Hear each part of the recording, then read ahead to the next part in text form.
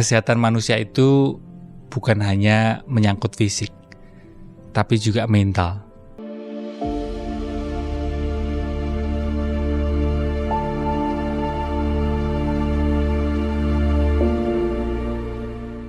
Selamat datang di podcast Pulih Nan Selaras.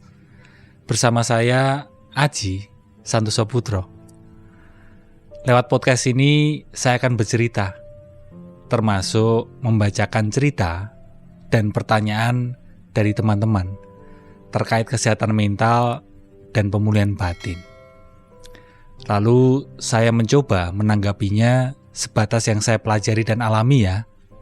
Semoga bisa menemanimu di saat kamu membutuhkan, serta bisa membantumu menyehatkan mental dan memulihkan batin. Nantinya juga akan ada satu episode di tiap bulannya. Saya akan berbincang bareng bintang tamu yang akan sharing tentang kesehatan mental. Oh iya, sebagai bentuk disclaimer di awal, ini bukanlah sesi konsultasi dan bukanlah secara keseluruhan menggantikan pemeriksaan dan atau sesi secara tatap muka dengan profesional yang berkualifikasi, psikolog, psikiater, konselor ya. Terus kenapa nama podcastnya Pulih Nan Selaras? Baik kita sadari atau tidak, dari berbagai hal yang kita lakukan dan inginkan, di balik itu semua, kita ini ingin bahagia. Kita ini ingin pulih dari luka batin masa lalu yang menyebabkan rasa sakit. Tapi pulih yang diniatkan di sini adalah pulih yang selaras. Pulih nan selaras. Nan adalah bahasa puitik, bahasa sastra dari kata yang. Di hidup ini, gimana pun juga akan selalu ada rasa sakit. Setuju nggak kamu? Rasa sakit itu bagian nggak terpisahkan dari hidup ini. Rasa sakit bertemu dengan seberapa besar penolakan kita terhadap rasa sakit, maka akan menghasilkan penderitaan, menghasilkan suffering. Jadi, makin besar penolakan, makin besar pula penderitaan kita. Pulih nan selaras bukan berusaha menghilangkan sepenuhnya rasa sakit ya. Tapi kita di sini bareng-bareng belajar bersama untuk mengurangi penolakan terhadap rasa sakit dengan menambah penerimaan akan kenyataan hidup seapa adanya. Semoga bisa bermanfaat ya. Episode perdana podcast Pulih Nan Selaras ini membahas sesuatu yang lagi jadi bahasan di berbagai kalangan. Kamu tahu nggak? Yaitu mental health.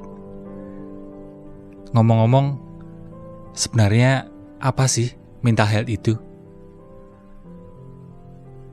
Kalau kita lihat menurut Organisasi Kesehatan Dunia atau WHO, kesehatan mental itu keadaan sejahtera di mana setiap individu bisa mewujudkan potensinya. Sebentar. Ini maksudnya gimana ya? Jadi gini, maksudnya individu itu ketika mengalami tekanan masalah hidup sehari-hari, tekanan hidup stres dalam ukuran yang normal ya, dia masih bisa mengatasinya, dapat mengelolanya, dapat berfungsi secara produktif dan bermanfaat, dan juga mampu memberikan manfaat berkontribusi kepada komunitas, lingkungan, serta orang-orang di sekitarnya. Kesehatan manusia itu bukan hanya menyangkut fisik, tapi juga mental. Terkait gimana kondisi psikologis kita saat mengalami momen per momen dalam hidup sehari-hari. Momen per momen ketika kenyataan gak sesuai harapan. Saat berrelasi dengan peristiwa yang kita alami, berelasi dengan orang-orang yang dengannya kita berinteraksi. Terkait juga gimana kondisi psikologis kita saat bekerja, saat berkarir, berbisnis, dan juga berkarya. Serta saat kita beristirahat, menikmati waktu luang. Kata health dalam bahasa Inggris, yang artinya dalam bahasa Indonesia kesehatan, kalau kita telusuri secara bahasa, kata health itu berasal dari Old Greek. Dan di Old Greek, health disebut dengan whole, artinya utuh. Jadi bisa diartikan kesehatan manusia, kesehatan kita ini perpaduan keutuhan antara kesehatan fisik dan kesehatan mental. Maka ada ungkapan dalam rangka meningkatkan kesadaran akan kesehatan mental. There is no health without mental health. Lalu banyak yang bertanya, apakah isu mental health ini hanya tren sesaat? Atau sebenarnya sudah ada sejak lama sih? Sebenarnya ya isu ini sudah ada sejak lama.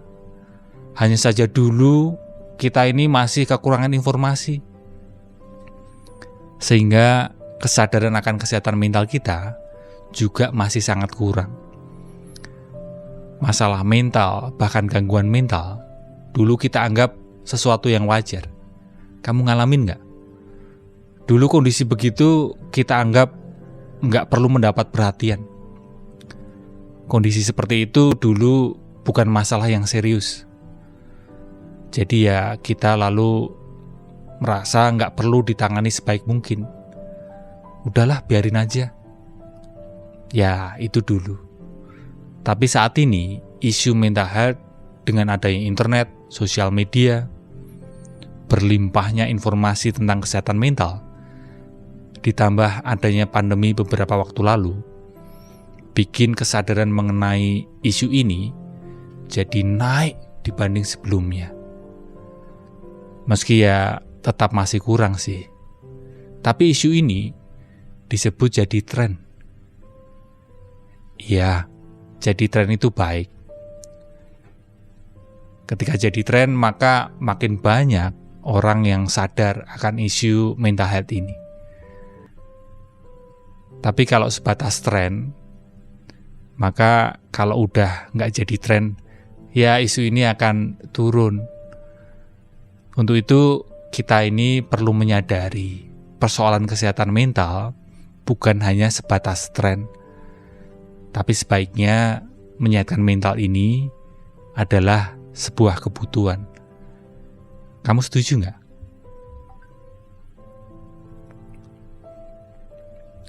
Seringkali terjadi generation gap dalam memaknai isu mental health ini. Kok bisa ya ini terjadi? Kenapa bisa terjadi perbedaan memaknai isu mental health ini?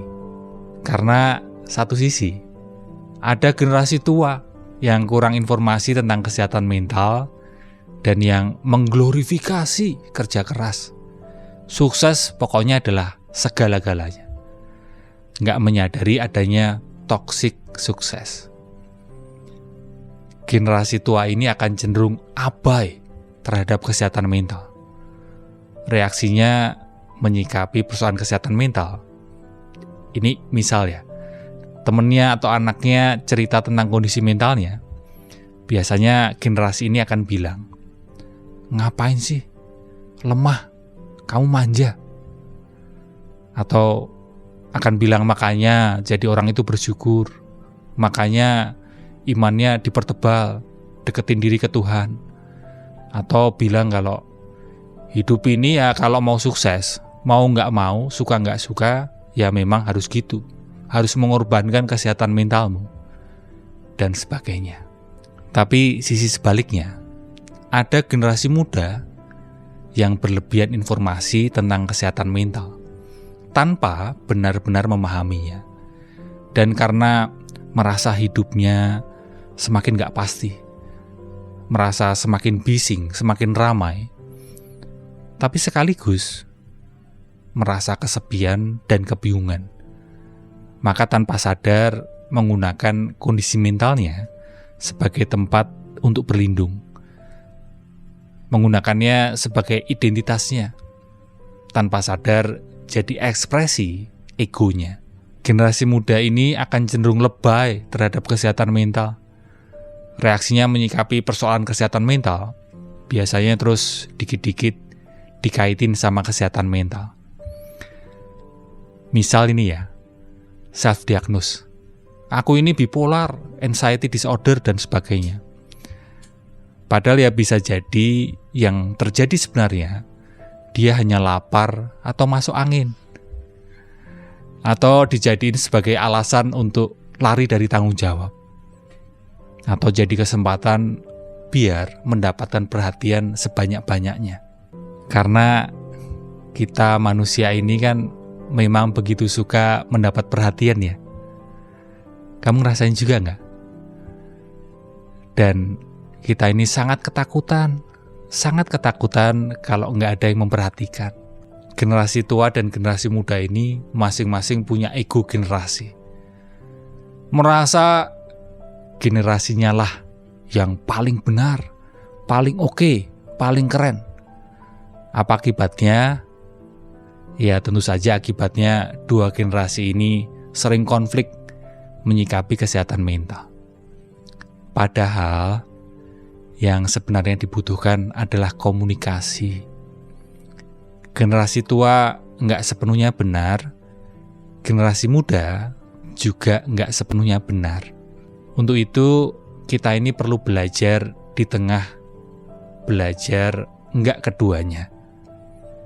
Nggak abai, tapi juga nggak lebay. Jalan tengah menyikapi kesehatan mental adalah jalan yang sehat. Saat ini juga marak loh terjadi fenomena self-diagnose terkait mental illness di kalangan Gen Z. Kamu penasaran nggak? Apa sih dampaknya? Sebaiknya yang mendiagnos itu profesional, yang punya kompetensi buat mendiagnos ya, seperti psikolog atau psikiater. Itu pun perlu nggak tergesa-gesa mendiagnos, perlu berhati-hati dalam mendiagnos. Kembali ke apa sih dampak self-diagnose? Dampaknya untuk diri sendiri dulu, beberapa di antaranya adalah kemungkinan salah diagnosnya besar. Kenapa? Karena ya kan tidak punya kompetensi untuk itu. Bisa saja kamu yakin mengalami gangguan A, padahal ya sebenarnya kamu mengalami gangguan B. Atau bahkan bisa juga sebenarnya kamu nggak mengalami gangguan apapun, tapi karena kamu salah diagnos dan kamu meyakini diagnos itu benar, jadi kamu malah mengalami gangguan itu. Karena salah diagnos, tentu penanganan selanjutnya juga jadi nggak tepat. Bisa jadi salah dan penanganannya malah memperburuk keadaan. Dampak berikutnya, self-diagnose cenderung diikuti kepanikan. Lebih berpikir negatif, memikirkan hal-hal terburuk yang bisa terjadi. Itulah yang bikin panik. Dan ini malah bisa memperparah kondisi kesehatan mental. Dan nggak jarang juga self-diagnose ini terus bikin seseorang attach, melekat, menggenggam erat diagnos itu, menjadikannya sebagai identitasnya, jadi ekspresi egonya. Hal ini akan membuatnya diam-diam nggak mau berusaha menyehatkan mentalnya. Kamu pernah mengalami juga nggak? Self-diagnose juga bikin orang berpikir dia udah bisa tahu kondisi kesehatan mentalnya tanpa harus ke ahli atau ke profesional. Jadi dia nggak mau berkonsultasi ke ahli atau ke profesional. Kalau dampak self-diagnose untuk orang lain, salah satunya itu self-diagnose beserta reaksi yang mengikutinya, mendramatisasi kondisi mentalnya, mengglorifikasinya, ini itu justru akan makin menyulitkan orang-orang yang memang beneran mengalami masalah mental, atau orang-orang yang memang beneran mengalami gangguan mental, yang memang benar-benar membutuhkan pertolongan. Sebelumnya, orang-orang ini aja sudah berat mengalami kondisi tersebut karena kondisi mentalnya dan adanya stigma dari masyarakat. Nah, ini ditambah lagi dengan adanya pihak yang suka self-diagnose, maka kondisi mereka semakin berat. Gitu aja dulu di podcast perdana ini. Terima kasih ya kamu sudah mendengarkan. Episode perdana podcast Pulinan Selaras ini, kamu juga bisa ikutan berpartisipasi di podcast ini. Caranya, tulis komen, pertanyaan atau kirim cerita tentang kesehatan mental yang kamu alami di kolom komen podcast Pulinan Selaras di Spotify. Bisa juga DM Instagram dan komen di channel YouTube Aji Santoso Putro TV. Nantinya, saya akan bacakan dan bahas di episode berikutnya. Semoga podcast ini bisa menemanimu di saat kamu membutuhkan, serta bisa membantumu menyehatkan mental dan memulihkan batin ya. Sampai jumpa di episode podcast Pulinan Selaras selanjutnya.